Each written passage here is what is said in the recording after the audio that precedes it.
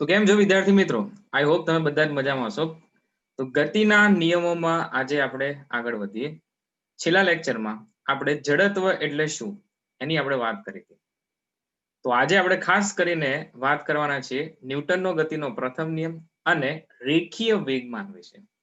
તો ગતિના નિયમો જે છે આપણે સૌથી પહેલા બળ વિશે સમજ્યા, બળનો ઇતિહાસ જો, પછી જડત્વ જે છે એના વિશે આપણે વાત કરી. હવે ન્યૂટનનો ગતિનો પ્રથમ નિયમ શું કહે છે? જો કે પદાર્થ પર કોઈ ચોખ્ખું બળ એટલે કે ચોખ્ખું બાહ્ય બળ ન લાગે ત્યાં સુધી સ્થિર પદાર્થ હોય એ સ્થિર પદાર્થ સ્થિર જ, અને ગતિમાન અવસ્થામાંનો પદાર્થ જે છે એ પોતાનો વેગ શું કરે છે? જાળવી રાખે છે. તો કોઈ પણ પદાર્થને તમારે ગતિમાં લાવવો હોય, ધારો કે આ પદાર્થ જે છે એ સ્થિર છે, બરાબર છે, આ પદાર્થ કેવો છે? સ્થિર છે. તો આ પદાર્થનો વેગ શૂન્ય છે, એટલે સ્થિર અવસ્થામાં છે. જો આ પદાર્થને તમારે ગતિમાં લાવવો હોય તો એની પર બળ લગાડવું પડે. પરંતુ અહીંયા ચોખ્ખા બળની વાત છે. ચોખ્ખું બળ એટલે એકદમ સાફ હોય એવું નહીં. ચોખ્ખું બળ એટલે શું? કે તમે બળ લગાડો છો, ધારો કે હું અહીંયા F1 બળ લગાડું છું, પણ સામેની બાજુથી કોઈ F2 બળ લગાડે એટલા જ મૂલ્યનું, તો પછી ચોખ્ખું બળ જે છે એ સિગ્મા F થઈ જાય, અને ચોખ્ખું બળ F1 માઇનસ F2 થઈ જાય. જો F1 અને F2 સમાન મૂલ્યના પરસ્પર વિરુદ્ધ દિશામાં ન હોય તો પરિણામી બળનો સરવાળો શૂન્ય આવે. તો આમ ચોખ્ખું બાહ્ય બળ એટલે એક કરતા જ્યારે વધારે બળ લાગતા હોય તો એ તમામ બળોનો સરવાળો શૂન્ય થાય. તો એને આપણે કહી શકીએ કે ચોખ્ખું બાહ્ય બળ નથી, પદાર્થ પર ચોખ્ખું બાહ્ય બળ નથી એવું કહી શકાય. તો જ્યાં સુધી આવું કોઈ ચોખ્ખું બાહ્ય બળ ન લાગે ત્યાં સુધી સ્થિર પદાર્થ સ્થિર જ રહે, અને ગતિમાન પદાર્થ જે છે પોતાનો વેગ જાળવી રાખશે. આમ પદાર્થ પર ચોખ્ખું બળ લગાડતા તે સ્થિર હોય તો ગતિમાં આવે, સ્થિર હોય તો ગતિમાં આવે, એટલે એનો વેગ શૂન્ય હશે. તો એ અંતિમ વેગ કંઈક પ્રાપ્ત કરી લેશે, ગતિમાં આવે. અને ગતિમાં હોય તો એનો વેગ બદલાય, ગતિમાં હોય તો એનો વેગ બદલાય. બે રીતે બળ લગાડી શકો. જો કે પદાર્થ જે છે અહીંયા ગતિમાં છે, પદાર્થ જે છે ગતિમાં છે, આ રીતે ગતિ કરી રહ્યો છે, એનો વેગ જે છે માન લો કે વેગ 10 મીટર પર સેકન્ડ છે. હવે તમે વિરુદ્ધ દિશામાં બળ લગાડ્યું, તેનો વેગ જે છે એ વેગ ઘટશે. વેગ શું થશે? ઘટશે વેગ. અને આ જ પદાર્થ જો આ રીતે ગતિ કરતો હોય, એ જ રીતે એ જ દિશામાં એ જ વેગથી ગતિ કરતો હોય, એનો વેગ 10 મીટર પર સેકન્ડ જ છે, પરંતુ તમે જે બળ લગાડો છો એ બળ એ પદાર્થની ગતિની દિશામાં હોય, પદાર્થની ગતિની દિશામાં હોય, તો અહીંયા વેગ વધશે. મતલબ વેગ જે છે 10 હતો એના કરતા વેગ કંઈક વધવાનો. તો અહીંયા જે છે આપણે આકૃતિને નામ આપી દઈએ, આકૃતિ A, આકૃતિ B અને આકૃતિ C. આકૃતિ A જે છે એ આપણે ચોખ્ખા બળ માટે સમજાવી. આકૃતિ B જે છે એમાં જો ધ્યાન આપજો કે અહીંયા વિરોધક બળ લાગ્યું, વેગ ઘટશે. વેગ ઘટે એટલે અંતિમ વેગ જે છે એ અંતિમ વેગ એ પ્રારંભિક વેગ કરતા ઓછો હોય, એટલે Vf લેસ ધેન Vi હોય. એનો મતલબ થાય V of F એટલે ફાઇનલ અંતિમ વેગ એ પ્રારંભિક વેગ કરતા ઓછો હોવાથી આ બંનેની બાદબાકી તમને શું મળે? લેસ ધેન 0 મળે. અને એ બરાબર શું હોય? અંતિમ ઓછા પ્રારંભિક કરો અંશમાં અને છેદમાં delta T, delta V by delta T હશે, તો એ તમને શું મળશે? Less than 0. જ્યારે C આકૃતિ છે, આ આકૃતિ B માટે, આકૃતિ B માટે. હવે આકૃતિ C માટે વિચારો, આકૃતિ C માટે વિચારો કે જ્યારે તમે પદાર્થની ગતિની દિશામાં બળ લગાડ્યું તો વેગ જે છે એ વેગ વધ્યો, એટલે અહીંયા અંતિમ વેગ પ્રારંભિક વેગ કરતા વધારે હશે એટલે v of f greater than vi થાય. એનો મતલબ v of final minus initial એટલે કે પ્રારંભિક બંનેની બાદબાકી greater than 0 મળે. વળી પ્રવેગ એટલે શું? પ્રવેગ એટલે delta v by delta t. અંશમાં શું હોય? v of f minus v of i ના છેદમાં ડેલ્ટા t. તો એ તમને greater than 0 મળે. તો બંને કિસ્સા જે છે એમાં બળ લાગવાથી પ્રવેગ જે છે પ્રવેગ ઉત્પન્ન થાય. એક કિસ્સામાં પ્રવેગ જે છે ધન અને બીજા કિસ્સામાં પ્રતિ પ્રવેગ મળે. આથી બળ લગાડવાથી પ્રવેગ ઉત્પન્ન થાય અને એવું આપણે આ નિયમથી જાણી શકીએ. એટલે બળ એ પ્રવેગ ઉત્પન્ન કરનાર કારણ તરીકે ઉપસી આવે છે. તો ન્યૂટનનો ગતિનો પહેલો નિયમ જે છે એ વિધાન આપણને યાદ રહે એની સમજૂતી ખાસ અગત્યની છે. તો આગળ વધીએ હવે અહીંયાથી. જો કે સ્થિર પદાર્થ અને નિયમિત ગતિ કરતા પદાર્થ પર ચોખ્ખું બાહ્ય બળ શૂન્ય હોય છે. બરાબર છે. તો જ પદાર્થ પોતાની અવસ્થા જે છે શું કરે? જાળવી રાખે છે. આથી પદાર્થનો પ્રવેગ જે છે શૂન્ય છે તેમ કહેવાય. જો સ્થિર પદાર્થ એ સ્થિર જ રહે અને ગતિમાન અવસ્થાનો પદાર્થ એ ગતિમાન પદાર્થ હોય એ ગતિ જાળવી રાખે તો એનો પ્રવેગ જે છે શૂન્ય કહેવાય. એનો મતલબ શું થયો? કે ચોખ્ખું બળ શૂન્ય છે તો ચોખ્ખું બળ અને પ્રવેગ જે છે બંને અરસપરસ કંઈક સંબંધ ધરાવતા હોય. આમ બળ એક એવી ભૌતિક રાશિ છે જેના કારણે સ્થિર પદાર્થ ગતિમાં આવે અને ગતિમાન પદાર્થના વેગમાં શું થઈ શકે? ફેરફાર થઈ શકે. વેગ વધે પણ ખરો અને વેગ ઘટે પણ ખરો. આમ ન્યૂટનનો ગતિનો પહેલો નિયમ બળની વ્યાખ્યા આપે છે કે પદાર્થમાં જો વેગમાં જો ફેરફાર થાય તો બળ લાગ્યું હશે. એટલે બળની વ્યાખ્યા સમજાવે છે. પણ આ ગતિના પહેલા નિયમની મતલબ એક લિમિટેશન કહી શકો કે ભાઈ હા કે કેટલું બળ લાગ્યું હશે એ આપણે આ નિયમમાં જે છે જાણી શકતા નથી. તો એના માટે બીજો નિયમ છે કે બીજા નિયમમાં તમને ખબર પડશે કે બળ જે છે એનું મૂલ્ય કેટલું હોય. તો ન્યૂટનનો ગતિનો પહેલો નિયમ આવડે આ રીતે. ખાસ કરીને જે છે આપણે નિયમ યાદ રાખવાનો અને એની સમજૂતી. ચલો તો અહીંયાથી આગળ વધીએ કે હવે એક અગત્યની ભૌતિક રાશિની આપણે વાત કરવાના છે. ખૂબ જ સરસ મજાની ભૌતિક રાશિ છે જેનું નામ છે વેગમાન. બરાબર. રેખીય વેગમાન કારણ કે કોણીય વેગમાન પણ હોય અને એ કોણીય વેગમાન જે છે આપણે 7મા ચેપ્ટરમાં શીખીશું. તો રેખીય વેગમાન એટલે શું? ચલો તો પદાર્થના દળ અને વેગના ગુણાકારને શું કહેવાય? રેખીય વેગમાન કહે છે. તો રેખીય વેગમાનને આપણે લખીએ અહીંયા જો કે રેખીય વેગમાન ને p થી દર્શાવવામાં આવે. બરાબર. તો રેખીય વેગમાન એટલે પદાર્થનો દળ ગુણ્યા વેગ. રેખીય વેગમાન એ ભૌતિક રાશિ જે છે ને સદિશ ભૌતિક રાશિ. જો એને મૂલ્ય સ્વરૂપે લખીએ તો p બરાબર mv. સદિશ સ્વરૂપે લખીએ તો p બરાબર m into v લખાશે. p બરાબર સદિશ સ્વરૂપે લખો તો p બરાબર mv લખાશે. આમ રેખીય વેગમાન કઈ ભૌતિક રાશિ છે? રેખીય વેગમાન સદિશ ભૌતિક રાશિ. સદિશ ભૌતિક રાશિ છે. તો રેખીય વેગમાનની દિશા કઈ દિશામાં? રેખીય વેગમાન કઈ દિશામાં હશે? તો સમજો રેખીય વેગમાન જે છે એ રેખીય વેગમાન વેગની દિશામાં. વેગ જે દિશામાં હોય એ દિશામાં રેખીય વેગમાન. તો રેખીય વેગમાન p એ વેગ v ની દિશામાં હોય. કોની દિશામાં હોય? વેગ v ની દિશામાં હોય. તો રેખીય વેગમાનનો એકમ શું બનશે? ખાસ કરીને અગત્યની વાત છે અહીંયા જો એનો SI એકમ. SI એકમ શું હશે? તેનો SI એકમ જો દળ કિલોગ્રામ અને વેગ જે છે એ મીટર પર સેકન્ડ. શું થશે? કિલોગ્રામ મીટર પર સેકન્ડ. અને સીજીએસ એકમ જે છે એ સીજીએસ એકમ થશે ગ્રામ સેન્ટીમીટર પર સેકન્ડ.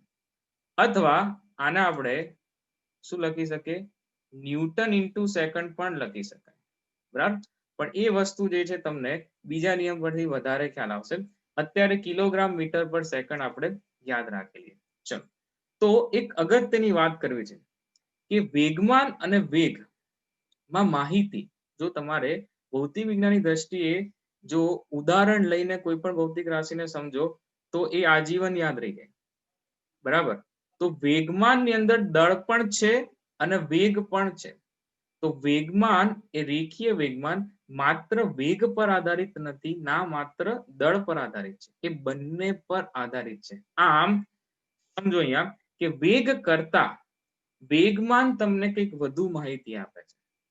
વેગ કરતા વેગમાન કંઈક વધુ માહિતી આપે છે. તો આ વસ્તુ જે છે એને આપણે ઉદાહરણથી સમજીશું. મેં કીધું ને, ભૌતિક રાશિઓને સમજવી હોય તો એના ઉદાહરણ, એના એક્ઝામ્પલ રોજિંદા જીવનમાં જે તમે નોંધો છો એની આપણે વાત કરી લેવાની, તો એ આજીવન યાદ રહી જાય. બરાબર છે, તો રેખીય વેગમાનમાં વેગ કરતા વેગમાન કંઈક વધુ માહિતી આપે છે. શા માટે એવું, અને એને સમજાવો. ચલો તો એક ઉદાહરણ લઈએ કે કોઈ એક વ્યક્તિ જે છે ઉભો થઈ ગયા. બરાબર, માની લો એક મગન કાકા છે. મગન કાકા અહીંયા ઉભા છે.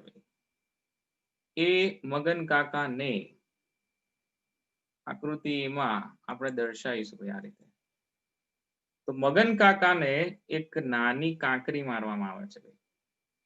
ઉદાહરણ છે એટલે ભાઈ ધ્યાનમાં રાખવું, આવી રીતના કોઈને પથ્થર મારવો નહીં ભાઈ. બરાબર છે, અને બીજી આકૃતિમાં એક મોટો પથ્થર મારવામાં આવે છે. તો આ જે વ્યક્તિ છે ભાઈ, એમને ઈજા થવાના ચાન્સીસ કયા કિસ્સામાં હોય? વધુ ઈજા થવાના ચાન્સીસ.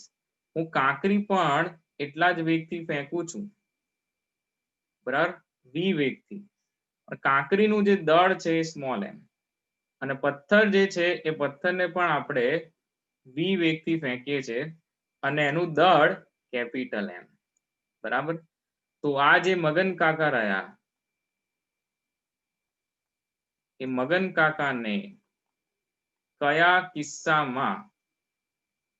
કિસ્સામાં ઈજા થવાના વધારે ચાન્સીસ છે? સીધી વસ્તુ છે ને ભાઈ, આકૃતિ બી માં પથ્થર મોટો છે એવું કહી દેશો, પરંતુ અહીંયા વેગ તો સરખો નતો. તો પછી વેગ સમાન હોવાથી તમે કોનો આશરો લીધો? આપણે દળ જે છે એ દળની વાત કરી કે ભાઈ અહીંયા મગન કાકાને ઈજા થવાના ચાન્સીસ બીજા કિસ્સામાં વધારે છે, કારણ કે બીજા કિસ્સામાં જે પથ્થર છે એનું દળ વધારે છે. તો વેગ જે છે એ વેગ કરતા વેગમાન mv તમને જે છે વધુ માહિતી આપે છે. અથવા એવું કહી શકાય, આ સ્ટેટમેન્ટ જે છે એને ધ્યાનથી સાંભળજો, અથવા એવું કહી શકાય કે બળની અસર, જો બળની અસર જાણવી હોય તો પદાર્થના વેગમાનના ફેરફારનો દર જે છે એની જાણકારી મેળવવી જોઈએ.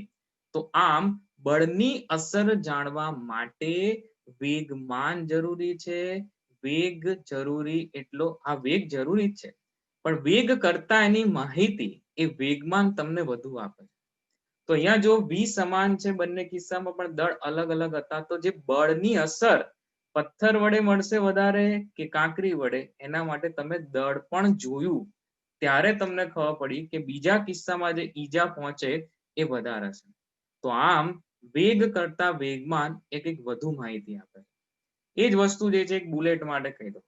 બરાબર, માન લો કે તમારી સામે કોઈ ચોર ઉભો છે, તમારા ખિસ્સામાં એક ગોળી છે, પણ તમારી પાસે રિવોલ્વર નથી. બરાબર, તો તમે એને ફેંકીને મારો, અને બીજો કોઈ વ્યક્તિ જે છે એ રિવોલ્વર માંથી ફાયર કરીને મારશે. અસરકારક જે છે એ કયો કિસ્સો હોય? મતલબ સામે ચોરને ઈજા પહોંચવાના કે ચોરના ઉકલી જવાના ચાન્સીસ કે શક્યતાઓ જે છે એ કયા કિસ્સામાં હોય? સીધી વસ્તુ છે ને કે રિવોલ્વર જે છે એના દ્વારા મરાયેલી ગોળી એ જે છે વધુ અસરકારક છે. જો ગોળીના દળ તો સમાન જ હતા, પરંતુ તમે હાથથી ફેંકો ગોળી તો સામે ચોર કેચ કરીને ભાગી જશે. ચોર જે છે એ કેચ કરીને ભાગી જાય. પણ જ્યારે રિવોલ્વરમાંથી ચલાયેલી ગોળી છે એનો વેગ કંઈક વધારે હશે. તો વેગ જે છે અને દળ બંને અગત્ય છે. એટલે વેગમાન જે છે એ માત્ર દળ પર આધારિત નથી, ના વેગ પર આધારિત છે.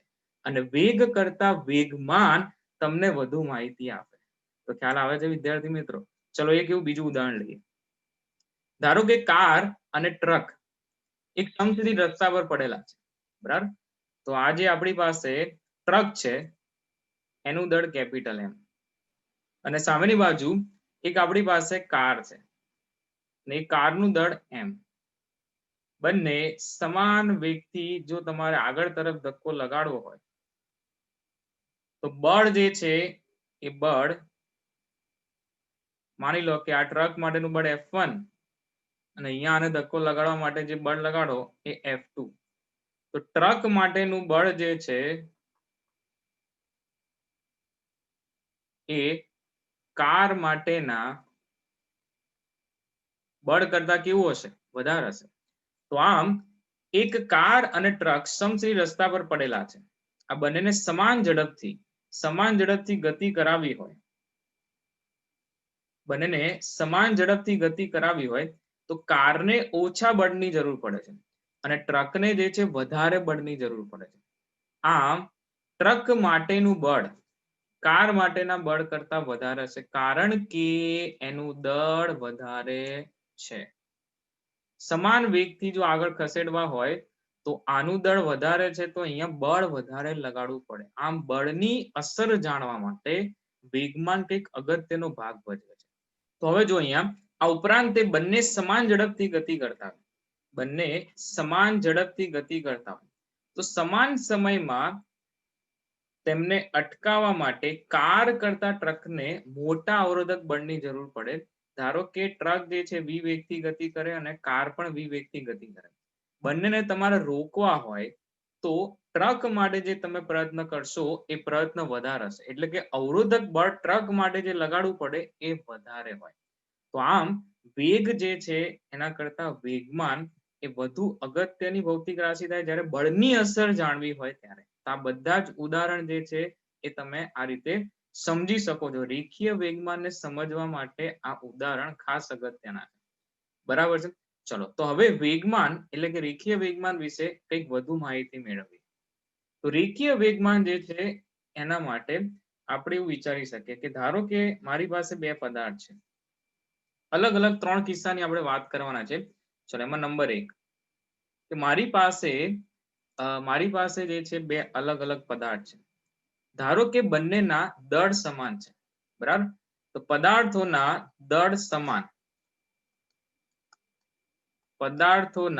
દળ સમાન પરંતુ વેગ જે છે એ વેગ અસમાન હોય. દળ સમાન છે અને વેગ જે છે અસમાન હોય એવા પદાર્થો માટે વેગમાનને તમે કઈ રીતે દર્શાવશો? તો અહીંયા જુઓ કે આપણી પાસે જે છે દળ સરખા છે. દળ જે છે એકદમ સરખા, બંને પદાર્થ જે છે એકદમ સરખા જુડવા, બરાબર? પણ વેગ જે છે ને અસમાન છે, બરાબર? આ જમીનની સપાટી પર વેગ જે છે અસમાન છે એટલે અહીંયા વેગ v1 અને અહીંયા જે છે વેગ v2. તો પદાર્થ 1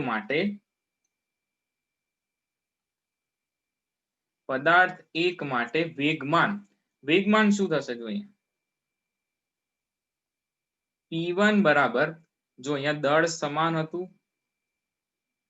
દળ m હતું અને અહીંયા પણ દળ m હતું, તો P1 બરાબર mv1 અને પદાર્થ 2 માટે વેગમાન P2 બરાબર mv2 થશે, બરાબર છે? તો બંને કિસ્સામાં પદાર્થ 1 અને પદાર્થ 2 ના જે વેગમાનના સમીકરણ છે, ધારો કે હું આનો ગુણોત્તર લઈ લઉં P1 by P2, શું મળશે?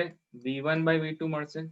એનો મતલબ થાય P ચલે v છે, તો આમ જ્યારે દળ સમાન હશે તો વેગમાનનો આધાર જે છે એ વેગ પર થાય છે. વેગમાનનો આધાર વેગ પર, અને એ કિસ્સામાં p ચલે v હોય. જેટલો તમારો વેગ વધુ હશે એટલું વેગમાન વધારે હશે. તો એનો જો મસ્ત મજાનો આલેખ દોરીએ આપણે, અને એ આલેખ આ રીતે મળશે. જો એ આલેખ તમને આ રીતે મળશે. એ આલેખ સુરેખ રેખા મળે. કેવો મળે? સુરેખ રેખા. અને એ આલેખ ધારો કે p વિરુદ્ધ v નો દોરીએ તો આલેખ સુરેખ રેખા મળે. જો સમપ્રમાણ થાય, p ચલે v, વેગમાન વધ્યું હશે તેનો આધાર વેગ પર હશે, એટલે વેગ પણ વધ્યો હશે. અને આપણે એવું કહી શકીએ એમ અચળ. આ તો પહેલો કિસ્સો. પછી એક પ્રકાર આ રીતે વિચારી શકાય. જો નંબર 2, કે પદાર્થોના દળ અસમાન. પદાર્થોના દળ અસમાન, પરંતુ વેગ જે છે ને એ વેગ સમાન. વેગ કેવા? સમાન. પદાર્થોના દળ અસમાન અને વેગ સમાન. ચલો એક સપાટી પર, એક ગ્રાઉન્ડ સરફેસ ની વાત કરીએ, ત્યાં બે પદાર્થો છે અને બંને પદાર્થોના દળ કેવા છે? અસમાન છે. મતલબ એક પદાર્થ જે છે આવો ધારી લઈએ, m1 દળ ધરાવતો પદાર્થ ભારે છે. કેવો છે? ભારે છે. અને બીજો પદાર્થ જે છે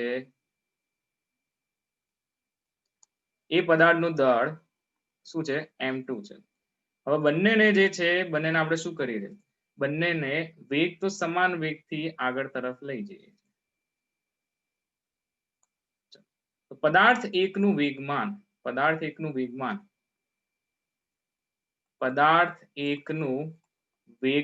શું થશે?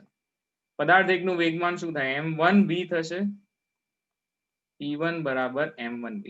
અને પદાર્થ બેનું વેગમાન શું થશે? p2 બરાબર m2v. બરાબર છે. હવે જો અહીંયા p1 બરાબર m1v અને p2 બરાબર m2v, આ બંનેનો ગુણોત્તર લઈ લો. બંનેનો ગુણોત્તર લેવામાં આવે તો p1 by p2 બરાબર શું મળશે? જો m1 by m2. તો જ્યારે વેગ સમાન હોય, જો ધ્યાન આપજો અહીંયા, જ્યારે વેગ સમાન હોય ત્યારે વેગમાનનો આધાર, જ્યારે વેગ જે છે સમાન હશે ત્યારે વેગમાનનો આધાર એ દળ પર થઈ જાય. અને જેટલું દળ વધારે એટલું વેગમાન વધારે. બરાબર છે. તો p ચલે m મળશે તમને. શું મળશે? p ચલે m. તેનો આલેખ જે છે તમને કંઈક આ રીતે મળશે. જો આલેખ જે છે તમને આ રીતે મળશે કે p અને m નો આલેખ, p વિરુદ્ધ m નો આલેખ દોરો તમે, તો આ આલેખ એ સુરેખ રેખા મળશે. શું મળશે? સુરેખ રેખા.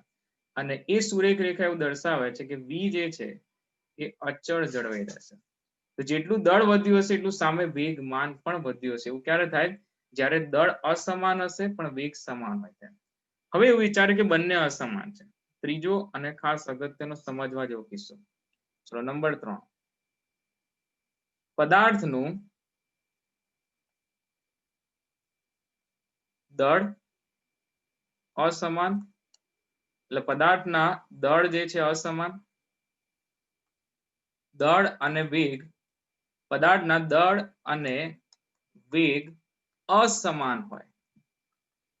શું હશે? અસમાન હોય. તો હવે જબરજસ્ત કિસ્સો થવાનો છે. અહીંયા ધ્યાન આપી દેજો કે આપણી પાસે એક પદાર્થ, યસ, આ પદાર્થ જે છે એનું દળ m1, બીજો પદાર્થ, એ પદાર્થનું દળ m2.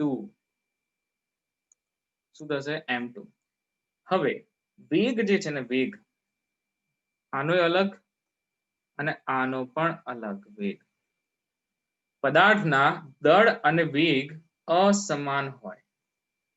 પદાર્થના દળ અને વેગ અસમાન હોય તો પણ વેગમાન સમાન કરવા હોય તો જો વેગમાન કઈ રીતે સમાન કરી શકાય? p1 બરાબર m1 v1 મળશે અહીંયા વેગમાન, અને p2 બરાબર m2 v2 મળશે. ધારો કે m1 બરાબર 3 kg લઈ લો અને v1 બરાબર 2 મીટર પર સેકન્ડ, અને બીજા કિસ્સામાં m2 બરાબર 2 kg લઈ લો અને એને ઝડપથી જવા દો 3 મીટર પર સેકન્ડ. તો જો આ પ્રકારનો કિસ્સો વિચારો તમે, તો એ કિસ્સામાં વેગમાન સમાન થઈ શકે છે. ભલે ને દળ અને વેગ અલગ અલગ હોય તો પણ જે છે વેગમાન સમાન થઈ શકે. તો અહીંયા શું થશે જુઓ, તો આ રીતે તમે વેગમાન સમાન ગણી લો. તો અહીંયા જોજો ખાસ કરીને કે જો અહીં p1 બરાબર p2 થાય તો m1 v1 બરાબર m2 v2 થશે, બરાબર છે. હવે વિચારો કે આ m1 બાય m2 બરાબર શું મળે? v2 બાય v1 મળશે કે નહીં? બરાબર છે. m1 બાય m2 બરાબર v2 બાય v1. તો અહીંયા આપણે તમે જોઈ શકો છો કે m ચલે 1 બાય v હશે, છે કે નહીં? જે પદાર્થનું દળ વધારે, જો જે પદાર્થનું દળ વધારે 3 kg વાળો જે આપણે ધાર્યો એનો વેગ ઓછો હશે, અને જે પદાર્થનું દળ ઓછું એ પદાર્થનો વેગ વધારે, તો અને તો જ બંને વેગમાન સમાન થાય. p1 અને p2 સમાન હોય તો m ચલે v જે છે m ચલે v નહીં મળે, m ચલે 1 બાય v નો સંબંધ મળશે, બરાબર.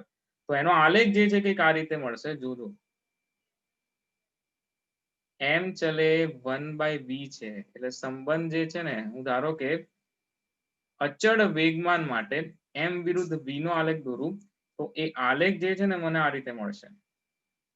એ આલેખ મને આ રીતે મળશે કે ઓછા દળ માટે વધારે, ઓછા દળ માટે વેગ વધારે, બરાબર. જો અહીંયાથી આ એક કિંમત લઈ લઈએ આપણે, અહીંયા એક કિંમત અહીંયા લઈ લઈએ તો ઓછું દળ છે, ઓછું દળ છે તો વેગ જે છે ને વધારે છે. જ્યારે વેગ ઓછો છે, વેગ ઓછો હોય, આ વેગ ઓછો હોય, આ વેગ ઓછો હોય તો એ દળ વધારે છે. દળ શું છે? વધારે છે.